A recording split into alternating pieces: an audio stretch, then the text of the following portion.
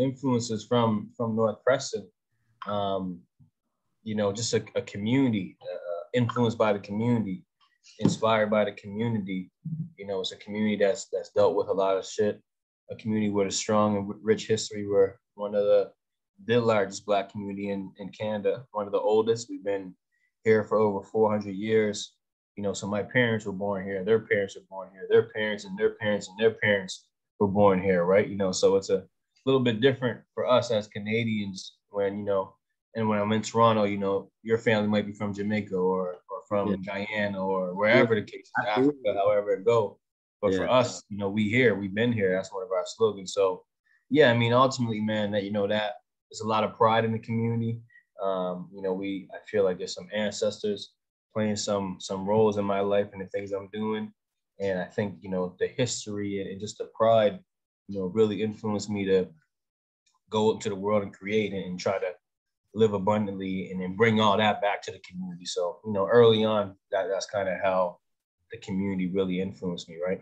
Yeah, and we see that now. I feel like a lot of the things that you're doing kind of starts back of where you're from, right? So we talk about you being a phenomenal athlete, playing, at prep school and going to Division I college, and coming back in the summers and doing your top 40 camp. So it's always good to kind of give back, and you actually see the effect that it has on the next generations coming. You know what I mean? And we talk about the importance of paying it forward. You know what I mean? We were as fortunate to have our older forefathers kind of tell us and show us the way. Yeah. You know what I mean? They're kind of doing the things, and the things that they were doing is based off of survival, Sure. We had to kind of change that narrative, and now we're at a space now where we can make the right decisions for the next generations to come. So, talking about entrepreneurship, man, obviously being an athlete in that space of sometimes we're around coaches and we're in an environment where people are always trying to restrict us and keep us in a box. So talk about that. When was that moment that you realized that, hey, shit, entrepreneurs for me? And, how did, that kind of spark the idea for you to kind of, open up ventures or, be a boss? Mm-hmm. Yeah, no, that's huge, man. You hit something on the head that really spoke to me, just, around sports and coaches and all that, and always kind of feeling restricted. And I mean, just to jump right off, I think entrepreneurship really, I feel like I have those wings finally, and I can kind of be my own self and really fly. But, the entrepreneurship, man, I think it started from a young age. I always hear stories, and I always tell stories where my mom would tell me, I was 5 years old, selling potatoes. I went to my uncle's garden, I grabbed some potatoes and took it to her work and sold them for $1, right? The story was when I was 10 years old, and, the kids were making some type of slingshots in the school. I asked one of the homies how he made it. Went home, bought some balloons, bought some pieces to put it together, made like 20 of them, took them to the school and sold them for $2, right? And, just always we're finding little ways since, like I said, 5 and 10 and all the way through my career and life of little hustles, right? Whatever it was, I was just trying to sell something and make money. And then, when I got into around 13, I really decided, I wrote down I wanted to go to the NBA.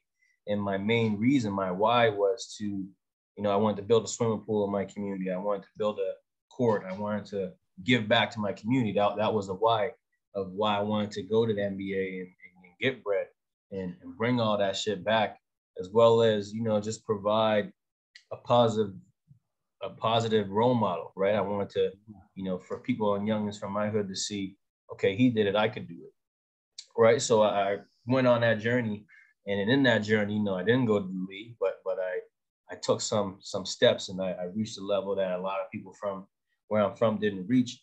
But even with that, from playing D1, from playing for Team Canada, from playing high level prep school, and I was always a guy. My game was more of a traditional pass first point guard, right? So I wasn't dunking, I wasn't flying around, I wasn't doing none of that. So I think oftentimes my role was restricted and limited to that, and a lot of it was my own kind of fears as well.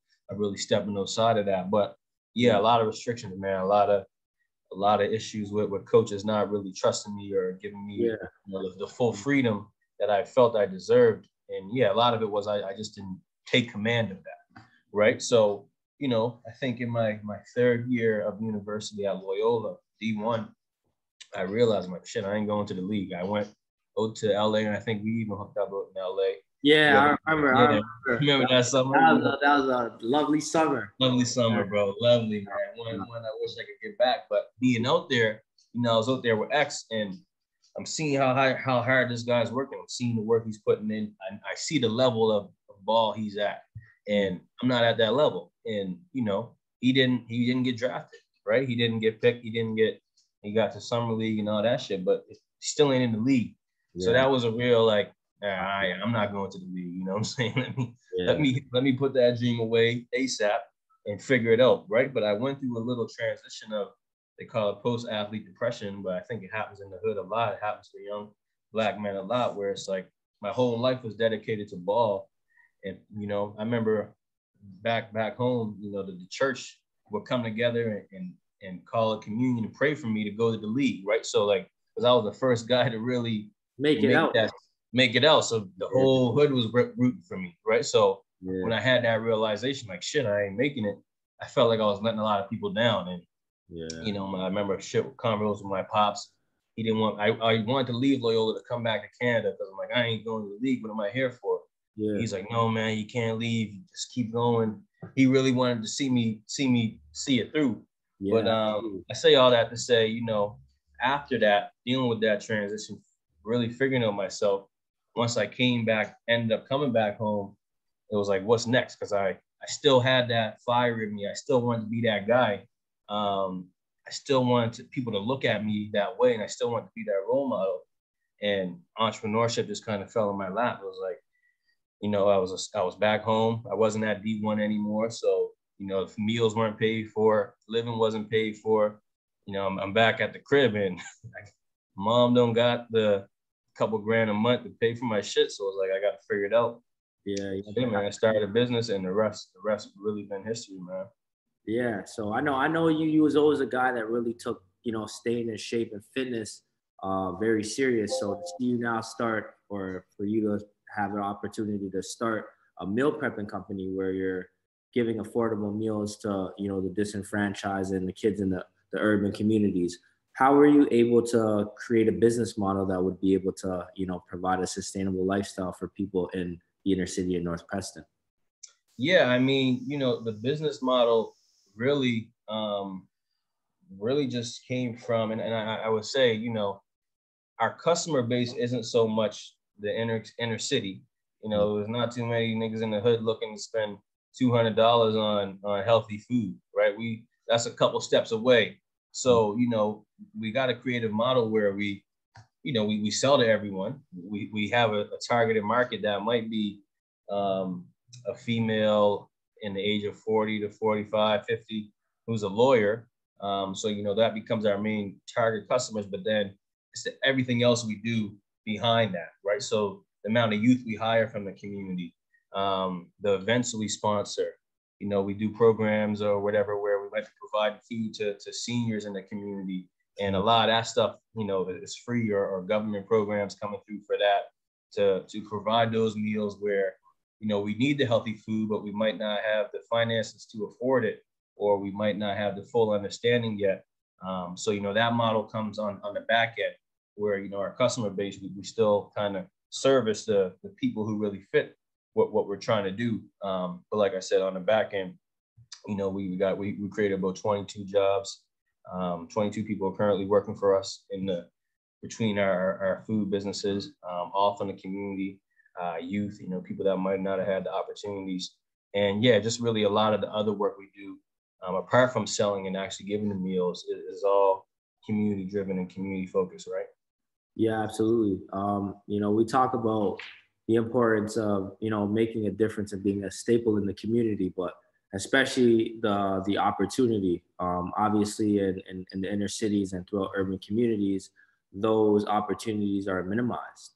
So creating opportunities for your own community is something that I feel like has to be normalized. And I just wanted to ask you, what do you think are ways you can kind of, push the envelope to create more opportunities within, low income areas through education or, through entrepreneurship?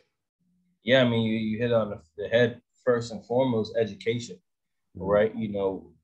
We can't be anything or see anything if we don't first understand and have the grasp of it, right? In education, people always think that, oh, I got to go to university, or I got to have this type of training, this type of degree. It's like, nah, man, the internet, everything we need is there, one. And two, basic concepts, basic books.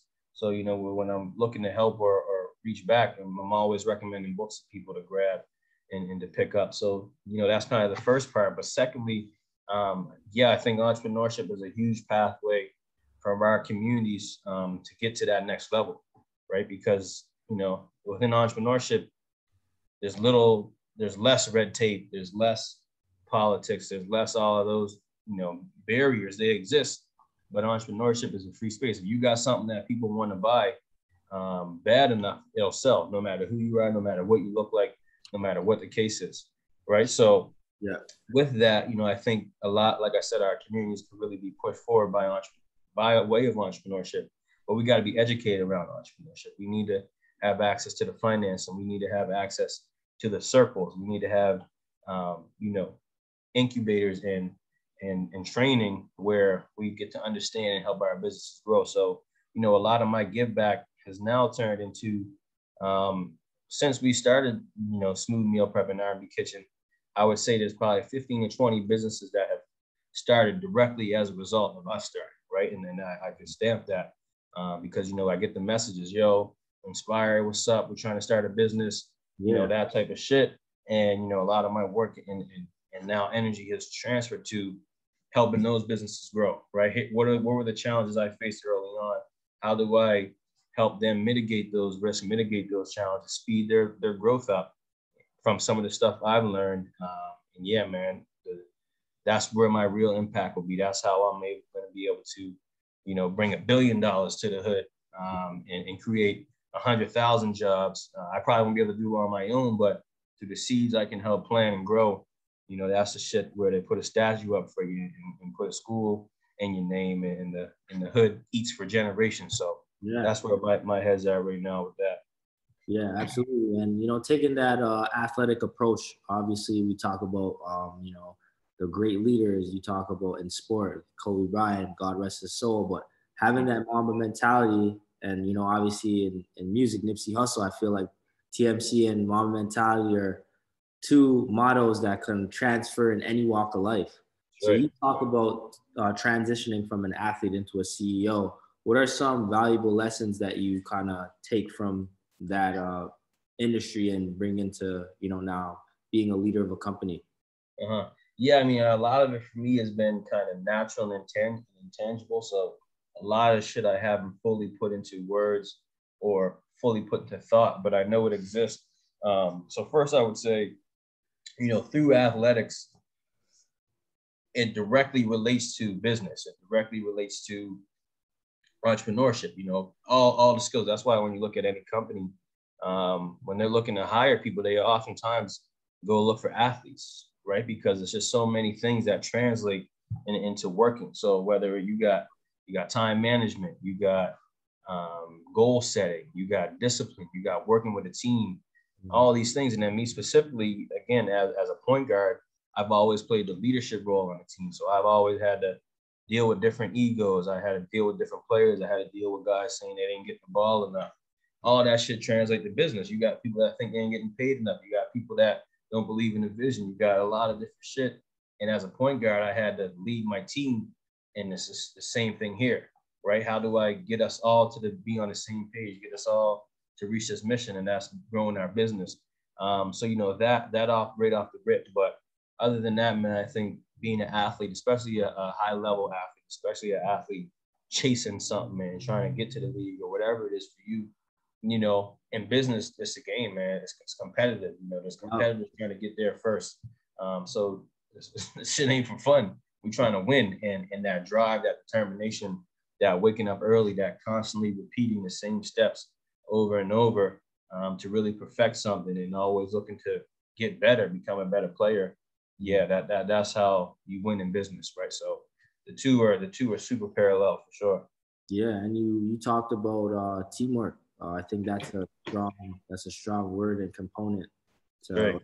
you know, success. I feel like you got to have a strong team behind you. So talk a little bit about that, working in a team environment. You work with your family, it's a Yeah. family business. So kind of talk about those challenges you might face as, you know, handling being a brother at Hmm. home, and then a leader at work. And you know, Hmm. if you have any obviously stories, that would be good too.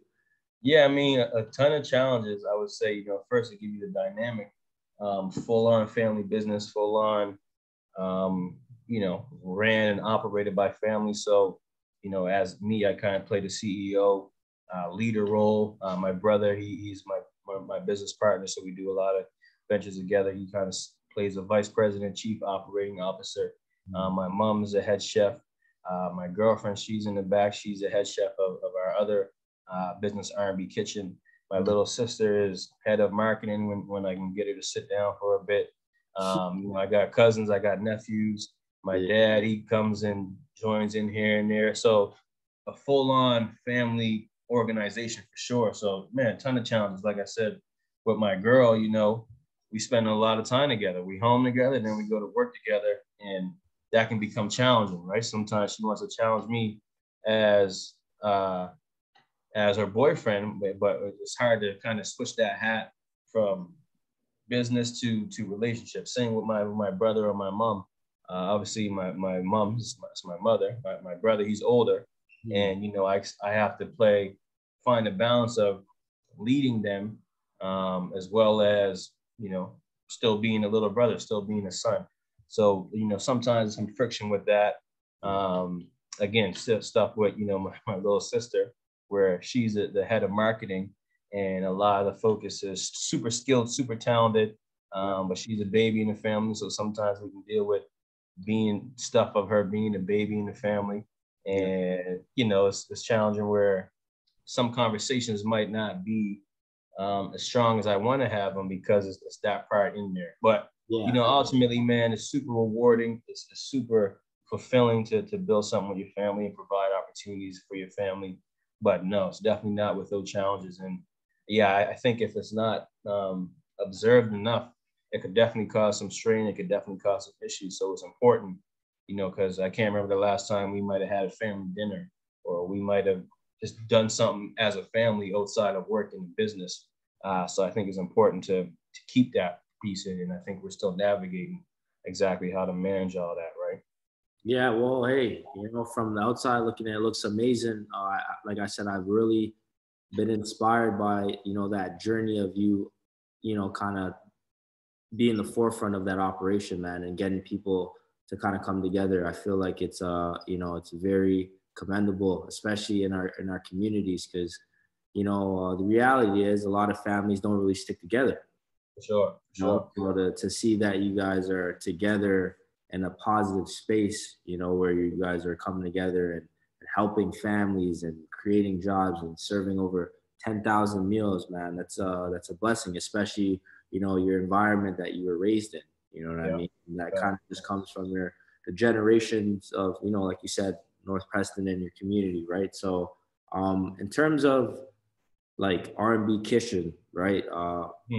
I know that soul food is something that's not really, popularized in Canada. Like, where did that come from? Like, what was your idea of infusing like culturally centric food? Yeah, I mean, again, another organic way it came to life. So smooth meal prep. We got this big kitchen space, nice kitchen space, brand new equipment, all that. But we only cooked on Sundays and Wednesdays because it's packaged food. We deliver it on Sunday and Wednesday. That's the only days we need the kitchen. So we had this big kitchen space we're paying rent for every day, but we're only using it twice a week, right? So at first we're like, well, we got to optimize the space. Yeah. That's rented out. Rent it. People wanted to come in there and do all kind of different shit. We're like, yeah, we don't got time for that. Let's figure something out, right? So my girl, Ray she lived in Toronto. She spent a lot of time, a lot of Jamaican family, a lot of Jamaican friends, and just fully influenced by Jamaican culture. She also went to culinary school and studied in Italy, but the girl can cook crazy. worked at Frings in Toronto and all that stuff. So when she came here to live in Nova Scotia, she would always make me food, make my family food. And my dad was always like, man, you got to sell that food. Like, people down here would love that food. We just don't got it, right? Again, Nova Scotia got a pretty large Black community. Yeah. We travel to the States and love the food. We travel to Toronto and get the oxtails and jerk chickens and all that, but it didn't really exist here. So we like, shit, on these off days, let's do that. Let's sell some plates. So yeah, I mean, one day we like, bet we're doing it tomorrow. We had curry chicken and maybe curry shrimp or something. And the plate sold out. We came back the next day, the plate sold out. Kept selling out. We're like, all right, we really got something here. What's a cool name? I don't know. R&B Kitchen came to mind. Nova Scotia is really R&B influenced. We love R&B music. We love old 90s music. So we knew that would resonate. And it resonated with soul.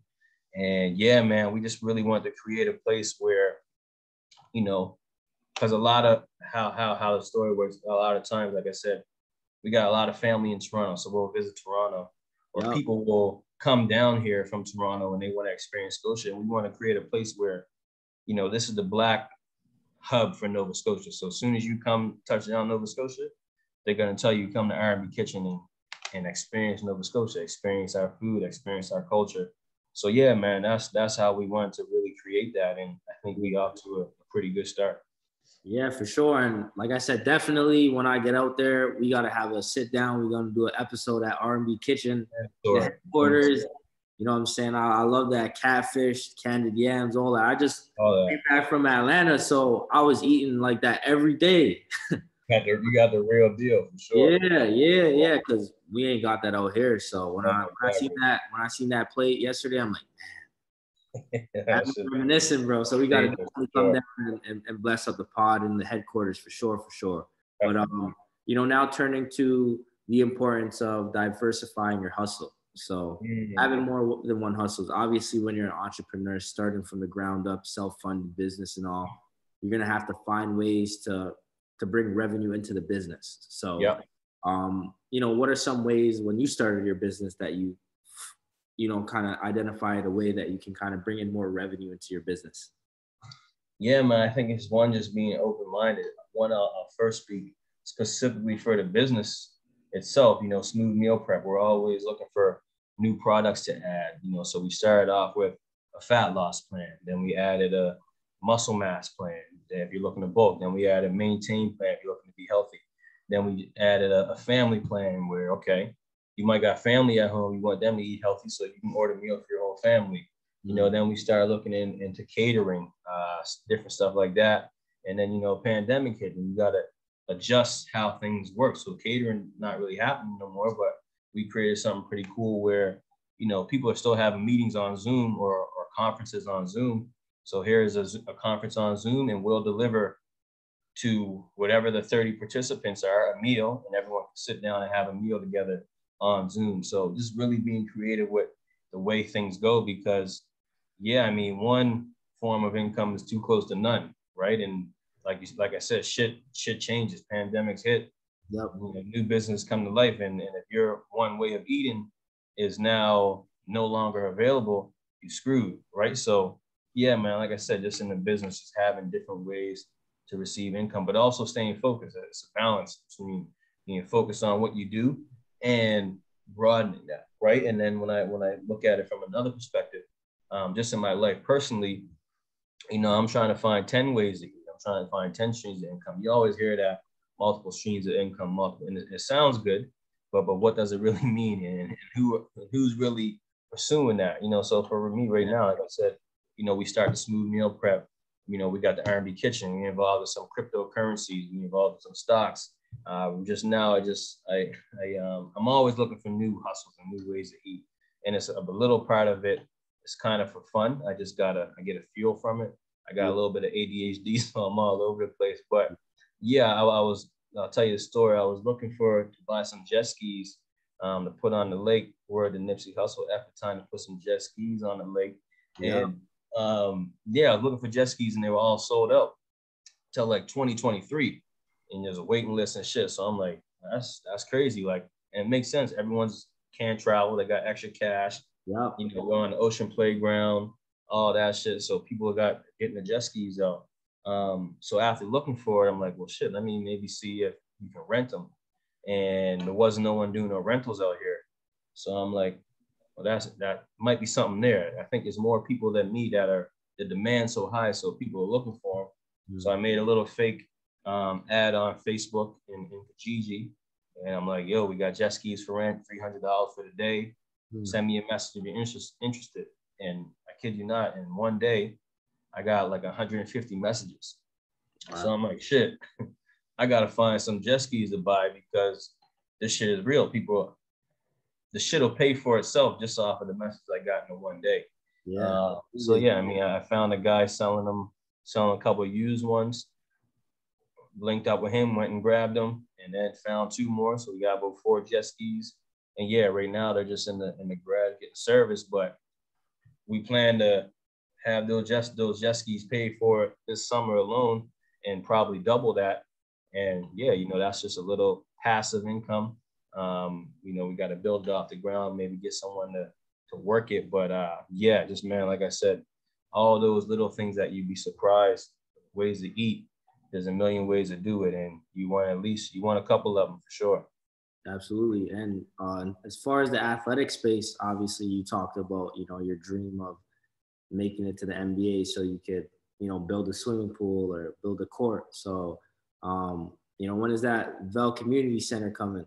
That's coming soon, man. It's coming real soon for sure. I mean, you know, and I've realized my goal and my kind of life plan was $100 million. That's what I hashtag Bella 100 mil. I always speak that into the world, and you know, it's just a matter of time before I fulfill that and bring that to life. But I was in the mind frame of like, I got to get $100 million to do all this shit, and it's like, nah, like I got energy, I got some cash now, I got, you know, connections now where a lot of shit can happen now. So, you know, one of the things my boy Shaq Smith is a dude out here in Nova Scotia that tapped in with. We created something called the Futures Program, where, you know, we help athletes really fulfill and make that transition from sport to business or to whatever it is. But yeah, you know, he spearheaded it, but we built a court in North Preston, one of the nicest courts east of Toronto, I would definitely say. Yeah, just a real serious court the community takes pride in. And yeah, I think there's going to be a lot more projects like that where, you know, through collaborations, I might not got the cash myself to build the pool, but I can link up with some people and make the calls to help get that pool created. And yeah, ultimately, when the 100 million do come in, you know, we're going to have a Vel Smooth land where everything's right. So yeah, give me about 10, 15 years for that one. Yeah. All right. So we're gonna get into something I like to do here on the pod. It's called quick hitters. So I'm gonna ask you some rapid fire questions, and you gotta answer. So let's get it and put my freestyle hat on backwards. Yeah. All right. So I'm gonna go first and foremost. Your top 5 favorite movies. Ooh, I gotta go to Wood. I gotta go Juice. I gotta go Devil's Advocate. That's a new one that I just add to the list. Devil's Advocate. Who stars in that one? That's what's his name? I'm drawing a blank, but as soon as you go see it, you'll see it. What's his? That's that. That's what, 3? Yeah. I gotta go. He Got Game. Classic. And I gotta go. I'm gonna go Blue Chip. With Shaq, Penny Hardaway. That's a classic. Yeah, I feel like He Got Game is that. Yeah, that's a hood classic. Every hood person can relate. 1,000%. Yeah, Jesus. That's a dream. Jesus Shuttlesworth, man. Yeah, he was a ticket for everybody in the hood. For sure. Yeah. All right. So I know you're a big hip hop fan. So yeah. First and foremost, East Coast hip hop or West Coast hip hop? I'm a West Coast guy, man. Ever since, you know, I was kind of raised on Tupac, and I think from there, just West Coast sucked me. And also North Preston, we got this weird connection with the West Coast where even though we on the East Coast, we just all love West Coast rap. So yeah, that's how that go. Okay, and then your top 5 rap artists. Tupac, Kendrick Lamar, Nipsey Hussle, all 3 West Coast. Yeah. Right now, I might throw my dog Larry June in there, another West Coast 4. And then fifth spot's tough. The fifth spot's real tough. I got Pac, Kendrick. I mean, yeah, man. I don't even know if I got a fifth. Those are my 4. If I'm just saying talent, then okay, I'll throw Biggie just for the heck of it. But Okay. I'm not. Biggie's my dog, but he's not like a. Yeah, it's not like. You know what I'm saying? Rotation. Yeah, I just gotta throw Biggie in just for other respect. You gotta be in there. Yeah, and then your all-time NBA starting 5. Like if you could pick an all-time starter 5, any era, any era, center to point guard, what would it be? Okay. First of all, I gotta go Kobe at the 2. Okay. That's automatic. At the 1, man, this is my favorite PG.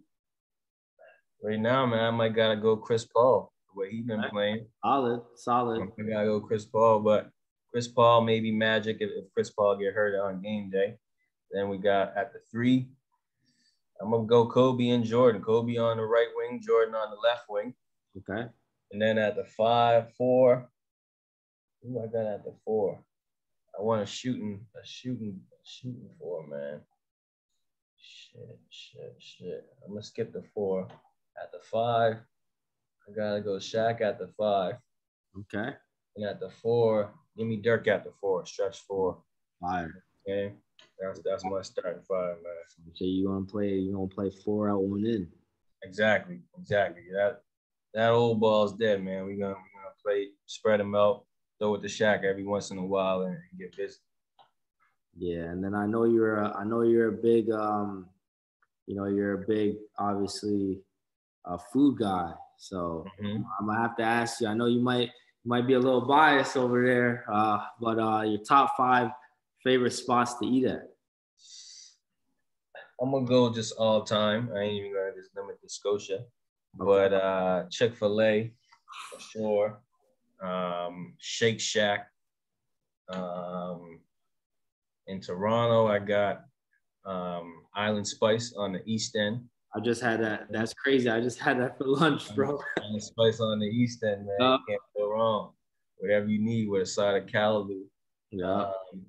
4, I gotta go R&B Kitchen, man. We bang with the best of them.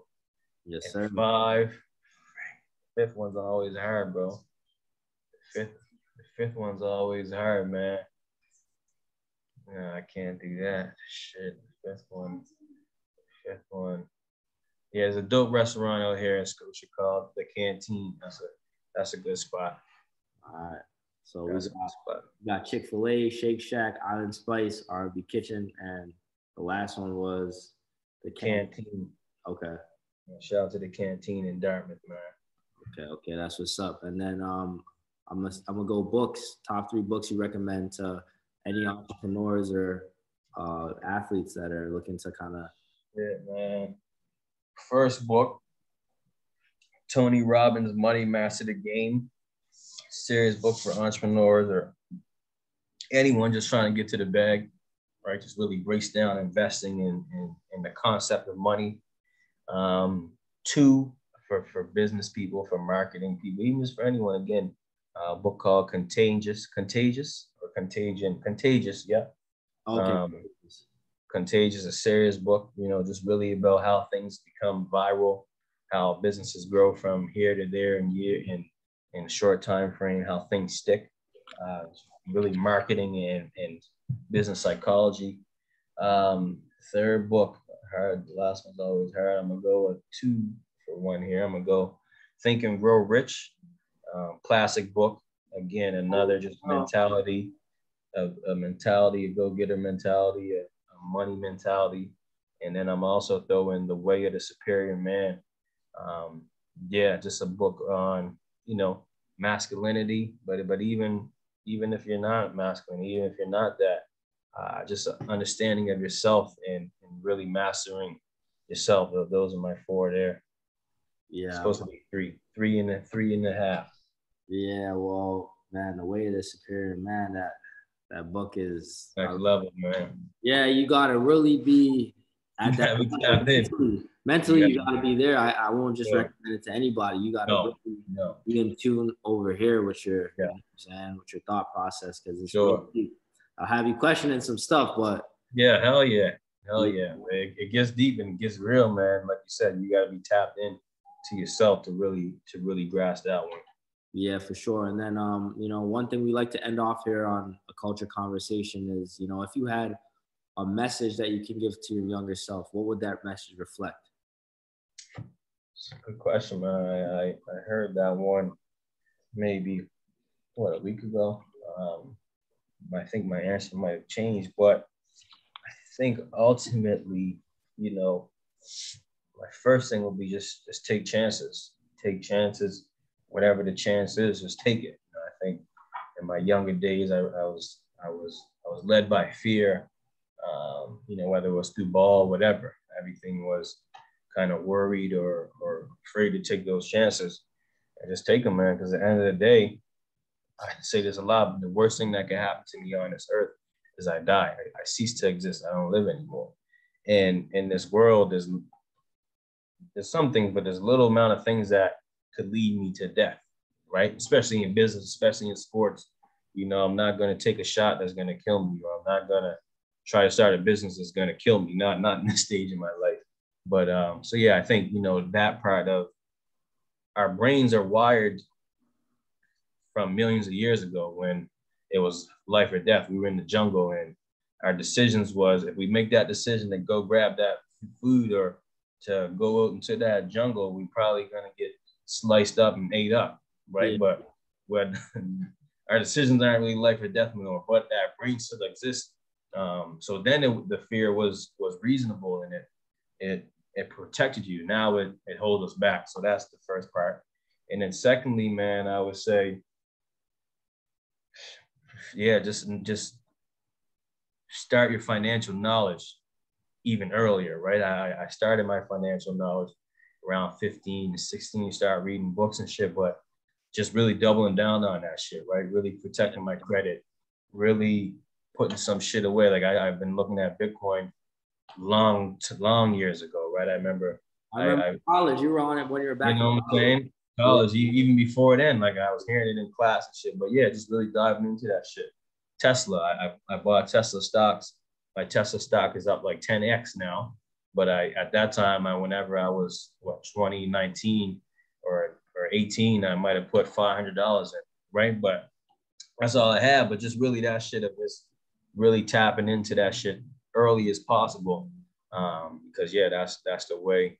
That's how you eat that. That's what's gonna get you to the bag, right? So Yeah, especially when, you know, we talk about in our communities, people don't share the codes, you know what I mean? Like no, you're a young entrepreneur just like myself. And, you know, if there's any way that we can help accelerate what we're doing through the exposure of information, it's like, hey, right. this is something that you can do, where we live in a culture where if that's not normalized, it's like, I'm going to withhold all those informations, and the things that you don't know, I'm going to use that against you.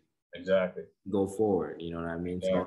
So it's very important that, like I said, and I feel like it's amazing to see people like yourself in your community, man, being a staple and on the front lines for a lot of these kids, to give them hope, you know what I mean? And like I said, I know a lot of millionaires that didn't really have that impact in their communities. So that just kind of goes to show that whatever, you know, you're doing, you got to just keep going, you know, because you are inspiration to a lot of people like myself. You know, when I see you opening up your business in your community, I'm like, man, that's a dream, you know. And like, how can I plant my seeds now? So 10, 15 years later, you know, there's something that we have and that we own.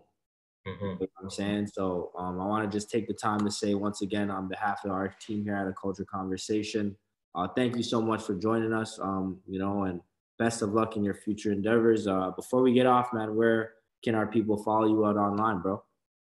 Yes. No, you can check me on IG at Vel Smooth. You can check the businesses at Smooth Meal Prep, at RNB Kitchen 902. You can check me out on Twitter. Twitter is NS_Provo. LinkedIn, Nevell Provo, all that. But Instagram, Twitter, that's kind of my main pieces Okay. where I'm really tapped into the culture. Twitter, I try to, keep it funny shit. I'll get on my funny bag here and there, but also I try to drop some shit when I can. Just Yeah. something I find in my readings or my learnings. I try to, spill some shit back to help who I can help. And same with Instagram, just really try to inspire, hustle, and motivate, and find other inspiration. So I'm always trying to tap in with those builders and those people like yourself who are really pushing the needle forward and shifting the culture, right? So that's what I'm at with that. Absolutely, brother. So, hey, man, next time, hopefully, I'll be out there at R&B Kitchen, man, for part 2 of this episode that we call Sure. Majority, man. So, I'm going to tap in with you and, have a great rest of Friday night and have a good weekend, bro. You too, my man. Much love. Thanks for the team and thanks to everyone for having me. And looking forward to seeing it, bro, for sure. All right. Sounds good, brother. Take care. Peace. Yes, sir.